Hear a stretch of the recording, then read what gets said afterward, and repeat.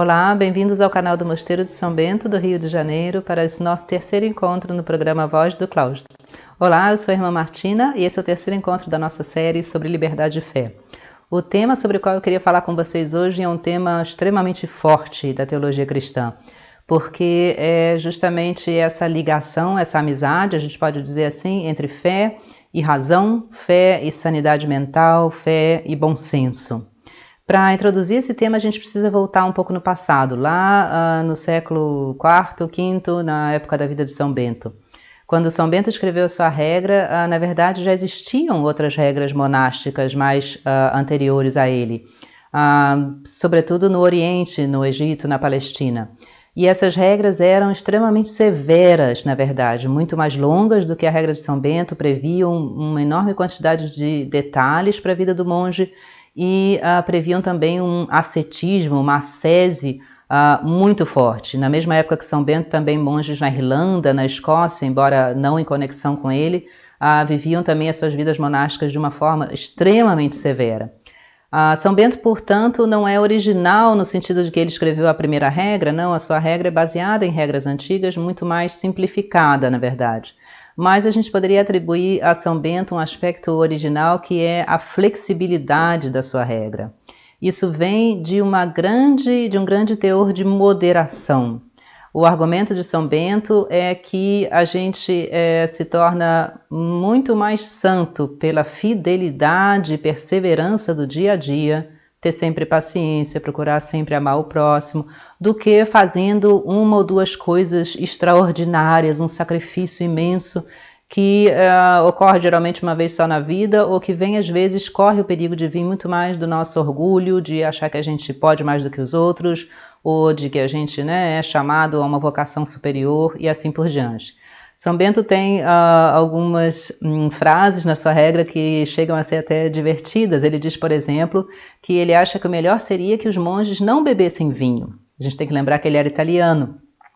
Mas ele complementa, visto que é impossível que os monges não bebam vinho, pelo menos que eles bebam pouco vinho, que eles nunca, obviamente, cheguem a estar embriagados e assim por diante. Ele diz também que o abade deve olhar cada monge em particular, ele não deve fazer uma regra rígida para todos, mas deve olhar as fraquezas de um, os talentos de outro, deve fazer, uma frase eu acho bonita na regra, com que os fracos não se desanimem e os fortes não se frustrem. Há então uma grande flexibilidade pessoal na regra de São Bento. E outros santos, obviamente, posteriormente vão também enfatizar esse ponto, principalmente santos que fundaram ordens religiosas. Talvez o maior deles seja São Francisco de Sales, no século XVII. São Francisco de Sales tem uma frase também que eu gosto muito, ele diz: às vezes a gente tenta tanto ser anjo que a gente esquece de ser boa pessoa. O importante para a gente não é ser anjo, nós não somos anjos. O importante é a gente realmente, com sinceridade, tentar a vida inteira ser boa pessoa. E quando a gente tenta uma coisa, a gente acaba esquecendo da outra. O tema de hoje, então, é algo que, na verdade, São Bento designa na regra com a expressão a boa medida. Em tudo na vida, tudo que a gente tem a liberdade de escolher, tentar achar essa boa medida, nem de um lado nem de outro, nem de um extremo nem no outro extremo. Ora, a gente poderia se perguntar, mas essa boa medida não é um pouco mediocridade? Não equivale um pouco a ficar em cima do muro, a não me comprometer com nada? Eu fico no meio, não tomo partido nenhum e, portanto, vou viver na minha vidinha ali bem segura e tranquila. Não é isso que São Bento designa com a sua boa medida. É uma coisa que São Tomás de Aquino também, no fim da Idade Média, chamava de o caminho do meio. A virtude, dizia São Tomás de Aquino, está no meio e não nos extremos. Para entender isso melhor, a gente poderia pensar, em primeiro lugar, nos extremistas de hoje em dia, nos terroristas, por exemplo, nos fanáticos, seja em política, em religião, no que seja. Eles geralmente se apresentam como pessoas hipercorajosas e realmente têm uma coragem, às vezes, invejável.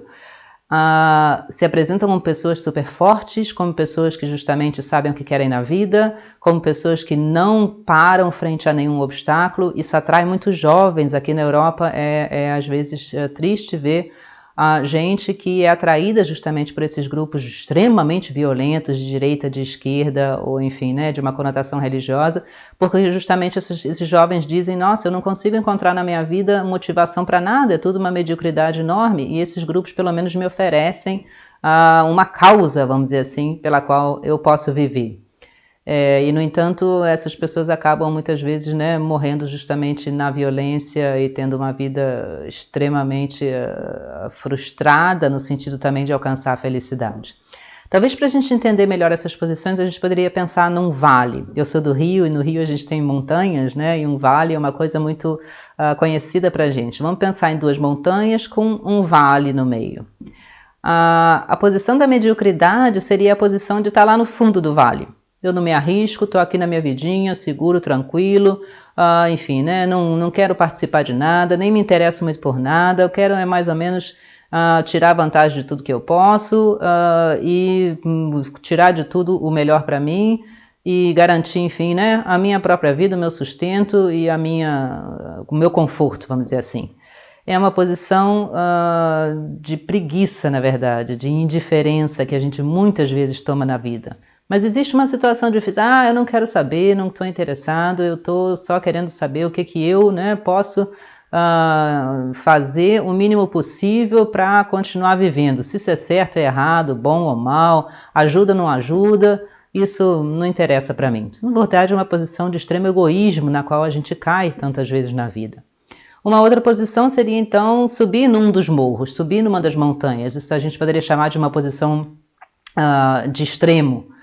E é claro que você subir no morro, todo mundo que tem essa experiência sabe, é uma coisa que te exige, enfim, te cansa, te exige força, te exige perseverança, às vezes até meio perigoso, e você precisa realmente, é melhor do que a posição do vale no sentido de um valor moral, porque pelo menos aqui você tem vida, você está buscando alguma coisa, você não está lá morno, morto, né, sem tentar nada, não, você está realmente buscando uma coisa que você acredita que é boa, que você acredita que é melhor. No entanto, quando você está lá em cima do morro, quem já subiu o morro sabe também, você vê tudo numa perspectiva só, você vê tudo de um lado só. Muito bonito, a vista é linda, mas se você fica lá a vida inteira, você vive uma vida pela metade, uma vida reduzida. É só aquela perspectiva.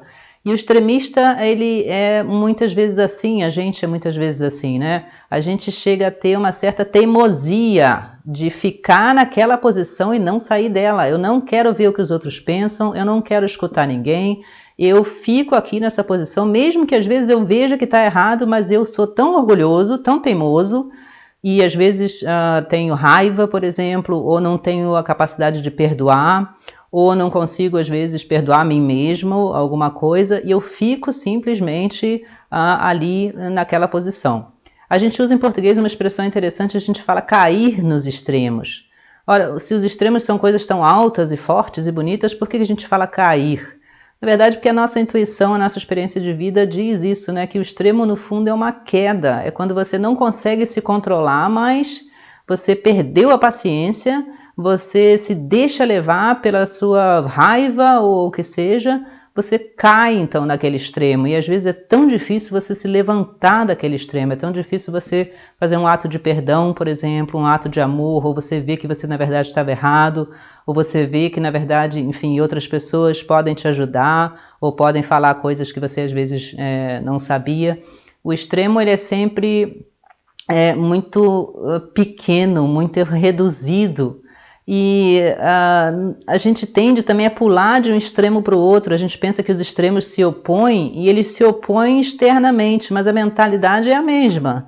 No fundo, o extremista, seja de um lado, seja de outro, ele é sempre esse orgulhoso, sempre esse teimoso, é sempre esse, inclusive às vezes violento, né? E é muito fácil, mais fácil até a gente pular de um extremo para o outro do que a gente vir para essa posição do meio, que é uma posição de maior virtude. Mas então, qual é a solução? Ou a gente fica no fundo do vale ou a gente sobe num dos extremos. Em nenhuma das três posições ou das duas posições a situação é realmente boa. Vamos imaginar uma ponte sobre o vale. Ou se a ponte estraga a paisagem, vamos imaginar uma corda que a gente, enfim, né, passa de um lado para o outro do vale. Em cima do vale em cima da situação, enfim, que a gente está vivendo, a gente consegue ver as coisas de uma forma muito mais completa e a gente consegue justamente ter uma atitude muito mais racional, muito mais pensada, muito mais tranquila, muito mais aberta. De cima do vale, de uma ponte, eu consigo ver os vários lados do vale, eu consigo andar de um lado para outro, eu consigo ouvir as pessoas, eu consigo ver as coisas de uma forma mais clara, no entanto, sem estar lá no fundo do vale, numa posição que eu também, enfim, na qual eu acabo não vendo nada, só a minha vidinha ali que roda em torno de mim, mais nada. Essa boa medida de São Bento, então, equivale, de certa forma, a essa ponte. E essa ponte é, na verdade, aquilo que mais exige da gente. Cada um de nós nunca está sempre na ponte, ou sempre no extremo, ou sempre no fundo do vale. A gente cai de um lado para outro, a gente tenta subir na ponte, fica lá um tempo, depois cai de novo. Isso é a luta da vida inteira, essa luta por chegar a realmente fazer da nossa vida algo que vale a pena, algo que realmente seja, vamos dizer assim, uma ponte sobre as dificuldades da vida.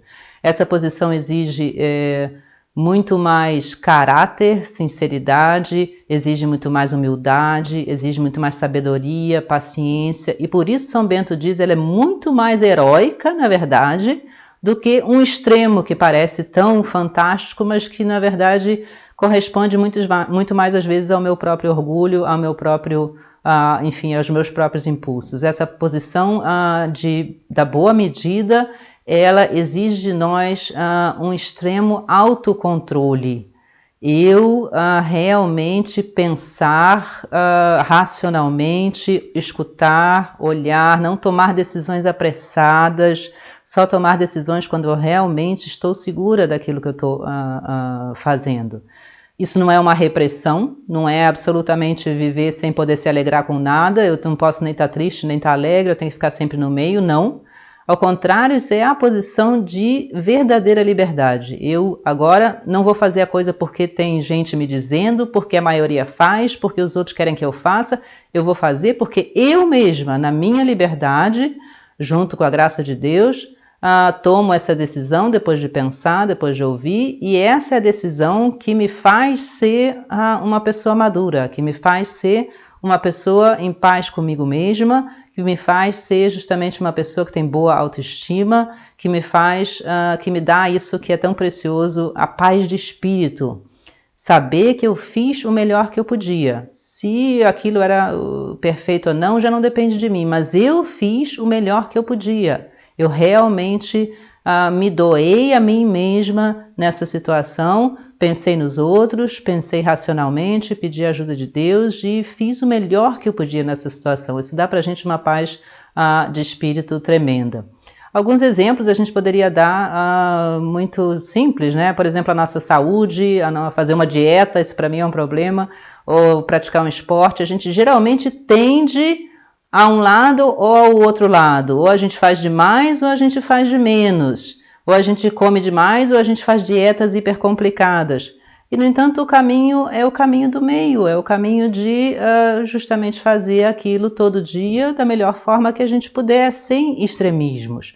Vamos pensar também num serviço bem acabado, um trabalho bem feito, precisa de paciência, precisa de recomeçar às vezes 3, 4 vezes, precisa de prestar atenção, precisa de concentração, mas o trabalho também não pode virar uma idolatria. Eu não posso esquecer a família e o resto da vida por causa de um trabalho. Então esse caminho do meio é sempre o caminho da melhor perfeição, é sempre o caminho do maior heroísmo.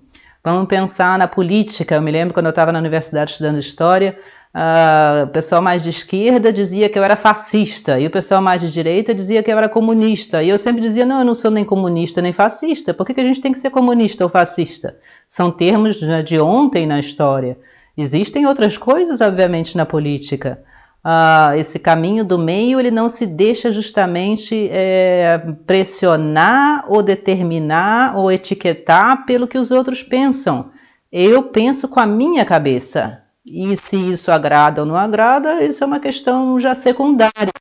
Claro que se pensar com a minha cabeça tem que levar em conta, então, tudo que eu já vi, experimentei, escutei, senão vira um extremismo.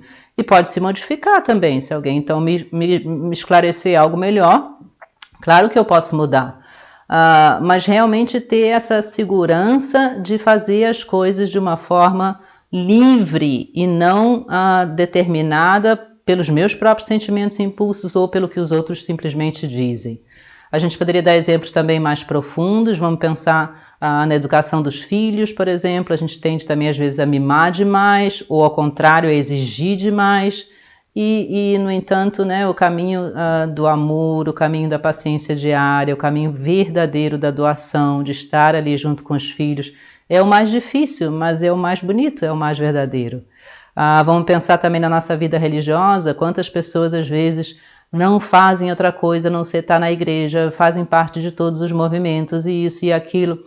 Até que ponto isso realmente é uma demonstração de fé? A gente pode se perguntar a gente mesmo. Ou aí a gente pula para o outro extremo, então não preciso mais ir à igreja, só vou quando eu quero. Enfim, né? As coisas são todas a meu gosto, eu faço quando eu tenho vontade. Isso também, obviamente, não pode ser verdadeiro, porque se Deus existe, então, de alguma forma, Ele exige alguma coisa de mim. Buscar também aqui o caminho do meio, ser realmente piedoso, Jesus diz, é simplesmente seguir realmente na vida os seus mandamentos. Isso exige esforço, isso exige paciência, isso exige, enfim, de nós, no fim, a santidade. E isso é que é o mais difícil. Algumas observações que a gente pode fazer com relação a essa boa medida. Justamente a gente usa também, né, essa expressão que a gente não deve exagerar em nada. Por um lado, claro, é verdadeiro esse fato de que o exagero geralmente leva a gente ao extremo, justamente. Mas, como toda boa regra, essa regra também tem exceção. A única coisa na qual a gente pode exagerar é justamente a paciência, a bondade, o amor, a doação da gente mesmo. Também sem fazer disso uma idolatria, senão a gente acaba justamente no extremo. Mas quando isso é verdadeiro, baseado em Deus e não no meu orgulho e no meu egoísmo, é claro que isso então é a santidade. Na santidade a gente pode sempre exagerar, obviamente. Outra expressão que a gente tem é que o medíocre é popular. É sempre agradável a gente ter alguém medíocre do nosso lado, porque a gente sempre se sente mais do que ele, né? Toda pessoa medíocre acaba sendo popular. O extremista geralmente é ou admirado ou temido. E o santo, muitas vezes passa despercebido. A gente não vê o santo. Quantas pessoas na nossa vida são pessoas que vivem uma santidade muito grande e a gente não repara. Pela sua modéstia e porque esse caminho do meio, essa boa medida, ele não quer aparecer. Ao contrário, ele é o caminho justamente da doação, é o caminho justamente da humildade. Por outro lado, obviamente, a gente precisa pensar também que a boa medida não pode nunca ser confundida com a bobeira ou com a falta de racionalidade. Há coisas, por exemplo, com as quais a gente não tem que ter paciência. Há coisas que são em si mesmas erradas, ruins, nem com a gente mesmo, nem com os outros. Aqui não é uma questão de paciência, aqui é uma questão de avaliar se a gente deve fazer isso, permitir isso ou não. Várias coisas na nossa vida, né? A gente poderia aplicar essa condição. Paciência só quando realmente aquilo ajuda, mas em certos casos não há que ter paciência. Para terminar, como sempre, o maior exemplo dessas virtudes a gente pode ver no Senhor, Ele mesmo, em Jesus. Jesus é justamente alguém que a gente tenta fazer dele, às vezes, ou um fanático, ou um sentimental, mas o Jesus que a gente lê, que se revela na Bíblia, nos Evangelhos, não é assim. É uma pessoa que viveu 30 anos uma vida tranquila, quer dizer, tranquila no sentido de desconhecida, no sentido de não aparecer. É uma pessoa que quando falava com autoridade. É uma pessoa que acusava fortemente justamente os hipócritas, que pregavam isso e aquilo, no entanto não faziam aquilo. Mas é uma pessoa que, por outro lado, vai até o fim, até a doação de si mesmo, da sua própria vida, por nós, por amor. É uma pessoa que não tem paciência, olha a cena de Jesus, né, expulsando os vendedores do templo, que, por outro lado, perdoa e ama os pecadores É essa boa medida, essa sabedoria de justamente fazer o que é bom, e nisso não pode haver exagero, em cada situação. Qual é o melhor caminho, qual é o caminho que Deus agora, enfim, me convida a tomar. Vamos pedir a bênção de Deus para que a gente consiga na vida buscar essa boa medida, e até o nosso próximo encontro. Que Deus nos abençoe a todos.